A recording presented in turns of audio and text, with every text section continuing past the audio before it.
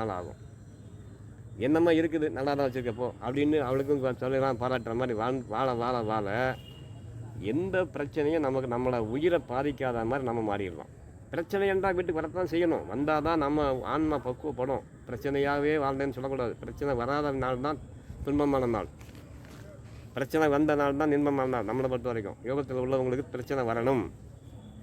வரலன்னு நம்ம பக்கத்துக்கு பிரச்சனையாக நம்ம போய் பார்க்கணும், புரியுதா? ஏன்னா நம்ம ஆன்மா பக்குவப்படணுமே, புரியுதா? அப்போ பிரச்சனை வரும்போது நாம் அதை எப்படி சமாளிக்கிறோங்கிறது நமக்கே தெரியும். இன்னும் அப்படி இல்லை, சின்ன சின்ன கடனுக்கு நம்ம பெரிய சண்டை போட்டிருப்போம், பெரிய அவமானப்பட்டிருப்போம். இப்போ அப்படி இல்லை, ஐயா வாங்க உட்காருங்க ஐயா அப்படின்னு பேசி அவங்கள அப்படி மனசை புண்படுத்தாமல் நம்மளும் அவங்களையும் கடந்து அவங்க சந்தோஷமாக காப்பி குடிச்சிட்டு வெளியே போகிற மாதிரி பண்ணுற மாதிரி நம்ம வந்துச்சுன்னா ரைட், நம்மளுக்கான நமக்கே பெருமையாக இருக்கும். ஆஹா, நாம் எவ்வளோ பெரிய ஆள் ஆகிட்டோம். எப்படி இந்த நிலை வருவதற்கு தான் நமக்கு குடும்பம் நம்மளை வச்சு முள்ளை வச்சு பக்குவப்படுத்திகிட்டே இருக்குது இல்லையா? இவங்க யாராயிட்டாங்க? இப்போ சிவனுக்கு தகுந்தபடியாக மாறிட்டாங்க. இறைவன் என்ன பண்ணுறாருன்னா பிரபஞ்சம் முழுவதுமே இன்பமாக படைச்சிட்டாரு. எங்கு பார்த்தாலும் இன்பம் தான். கண்ணை கொண்டு பார்க்குறதுலேயும் பிரபஞ்சம் முழு இன்பமாக இருக்கும். சுழற்சி பார்த்தாலும் அங்கே எங்கெங்கே கனி காய்கள் பழங்கள் அப்படி தொங்குது. இப்போ அவன் வேலி போட்டு என் தோட்டம் என் காடன் ஆக்கிட்டான். பிரபஞ்சம் தான் இந்த தோட்ட வேலி இல்லாத காலத்தை சொல்கிறேன். எங்கே நான் சாப்பிட்லாம், என்ன நான் அனுபவிக்கலாம். ஆனால் எல்லாத்தையும் படைச்ச இறைவன் இதை ஒரு எல்லைக்குள்ளே நின்னாதாண்டா நீ என்கிட்ட சேர அப்படின்னு வச்சுருக்காரு.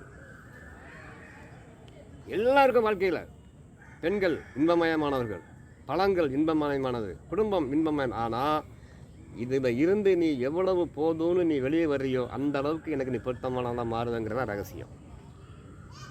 நாம் என்ன செய்கிறோம், உள்ளே லாக் ஆகிடும். எப்படி உடம்பை கொண்டு தான் வாழணுன்றது தெரிய மாட்டேங்குது. உணவு கொண்டு தான் நம்மளை உடம்பு வச்சுருக்குன்னு தெரிய மாட்டேங்குது. உடம்பு சரியில்லாமல் போனதுக்கப்புறம் நம்ம வாழ்க்கை நமக்கு துன்பமாக மாறும், சோதனையாக மாறுது. அப்போ உடம்பு விட்டுட்டோம்னா நமக்கு இறைவனுக்கு நமக்கு சம்மந்தம் இல்லாத மாற மாதிரி நமக்கு ஆயிடும். அதான் என்ன சொல்கிறாருன்னா, உடம்பை கவனிக்கிறேன்னா உணவை கைவசம் வச்சுக்கோ, உணவு மேலே பற்று வைக்காத, இல்லையா? அப்போது என்ன சொல்கிறாரு, அதனால் அவர்கள் தவத்தினாலையும் ஆகாயமான தேகம் பெறுவார்கள். அவ்வாறு இருக்கின்ற ஆகாயப்பேட்டின் சிவானந்தத்தை அனுபவித்து கொண்டிருப்பார்கள். எங்கே? குடும்பத்துக்குள்ளே உட்கார்ந்துக்கிட்டே சிவானந்தத்தை அனுபவிப்பாங்க. நம்ம இந்த நைட்டுக்கு வந்தபோது நம்ம கழிச்சு ஆடலாம் முடிவு பண்ணிட்டோம். பண்ண உடனே வீட்டுக்கு போவோம். நம்ம பிள்ளைங்க தான் வந்திருப்பாங்க. அங்கே அவங்க பாட்டுக்கு இப்போ வேட்டையாடுவாங்க. அவங்க அந்த வேட்டையாட வயசு அவங்களுக்கு நல்லா கறி வாங்கி சாப்பிட்டுக்கிட்டு அங்கே கிடக்கும்.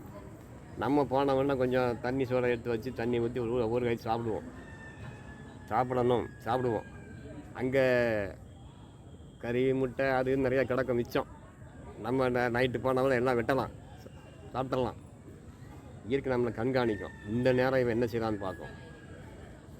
தண்ணி சோறு அள்ளி தண்ணியை ஊற்றிட்டு ஒரு தொட்டு சாப்பிட்டுட்டு சந்தோஷமாக படுத்தேன்னா உனக்கு ஒரு பாசமாக்கு போனோம், பரவாயில்ல ஜெயிச்சிட்டான். விடிய காலம் சொல்லுவாங்க வீட்டம்மா, ஏங்க அவ்வளவு கறியும் மீன் தின்றுக்கலாம்ல கேட்பாங்க. போதுமா எனக்கு? இதுதான் ஜெயிக்கிற ரகசியம், இறை ரகசியம். இது எல்லாம் இருக்கும்போது ஜெயிச்சிடணும். எல்லாம் போனதுக்கப்புறம் பல்லு போயிடுச்சு, உடம்பும் போயிடுச்சு, அதுக்கப்புறம் நான் எல்லாம் விட்டுட்டேங்கிறது அர்த்தம் கிடையாது. இருக்கும்போது ஜெயிச்சவனுக்கு தான் ஆன்மீகம் என்பது சித்திக்கும், இல்லையா? அப்போ சொல்கிறார் அவர், திருந்திய மாதர் என்பது சமபுத்தியுடைய சிவர் என்றபடி ஞானிகள் இன்பதுன்ப உணர்வுகளில் ஈடுபடாது சிவ ஆனந்தத்தில் திளைத்திருப்பார்கள். ஞானிகள், ஞானம் அடைஞ்சவங்க, ஞான தகுதி உள்ளவங்க, இன்பத்தையும் துன்பத்தையும் உணர்வுகளாக, அந்த ரெண்டுமே உணர்வு தான். உணர்வு வந்து நரம்பு மூலமாக உயிருக்கு ஊட்டப்படக்கூடிய உணர்வு. அது அந்த உணர்வுகளில் ஈடுபடாது, எதையுமே அதிகமாக அதை கவனம் வைக்காமல் சிவ ஆனந்தத்திலேயே திளைத்து கொண்டிருப்பார்கள். இதெல்லாம் பொய். உண்மையான ஆனந்தம் எதுங்கிறத கண்டுபிடிச்சதுக்கப்புறம் உணவு மூலமாகவும் உணர்வு மூலமாகவும் உள்ள போகிற அத்தனையும் பொய்ங்கிறத உணர்ந்ததுக்கப்புறம் அவங்க சிவ ஆனந்தத்திலேயே திளைத்து கொண்டிருப்பார்கள். இது எவ்வளோ அருமையான சப்ஜெக்ட் அமைச்சிருக்காரு, ரொம்ப அருமை. எப்படி குடும்பத்துக்குள்ளே அப்போ நேற்று பார்த்தது தான்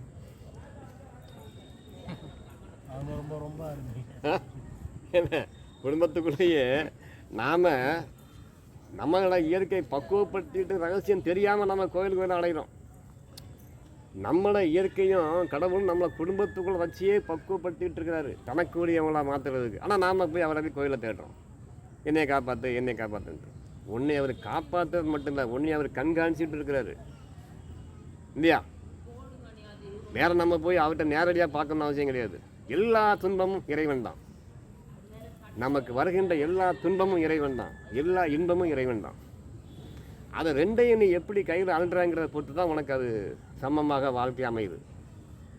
இன்பத்தில் நல்லா சந்தோஷமாக உறவுகளை கூட்டி வச்சு கொண்டாடுறதும், துன்பம் வந்தும்போது உட்கார்ந்து நம்ம தனியாக உட்காந்து அழுகிறது நல்ல வாழ்க்கை.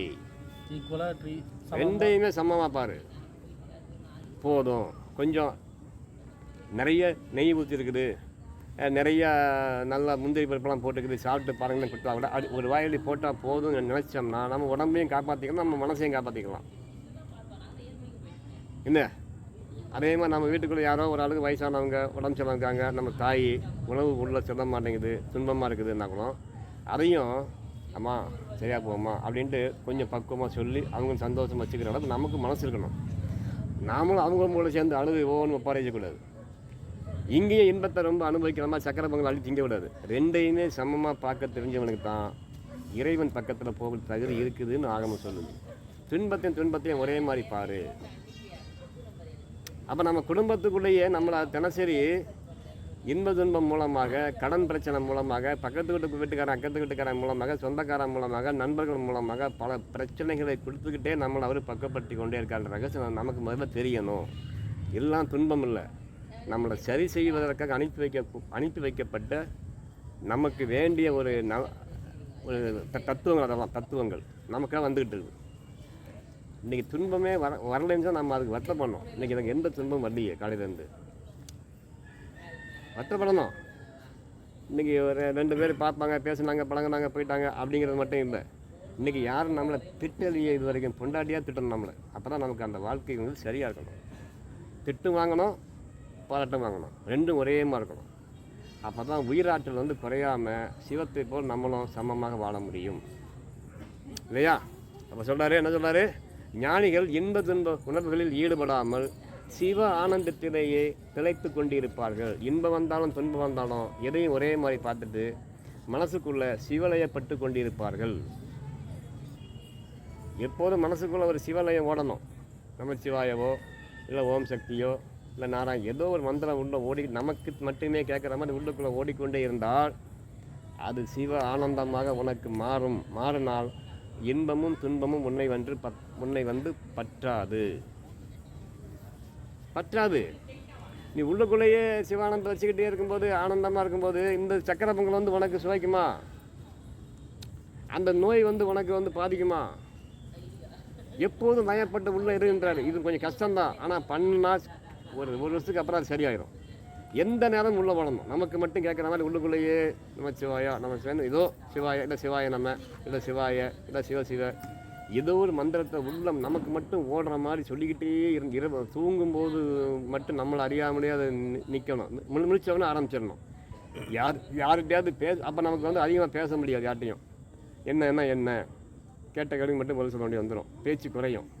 பேச்சு குறைஞ்சா மரியாதை கூடும், நினைவாற்றல் பெருகும். பேச்சு குறைஞ்சா நமக்கு சில விஷயங்கள்லாம் சொல்லாமலே கிடைக்கிற மாதிரி இறைத்தத்துவம் நம்மகிட்ட பேச ஆரம்பிக்கும். பேச்சு குறைஞ்சவன்ட்டு தான் இறைத்தத்துவம் பேச ஆரம்பிக்கும்.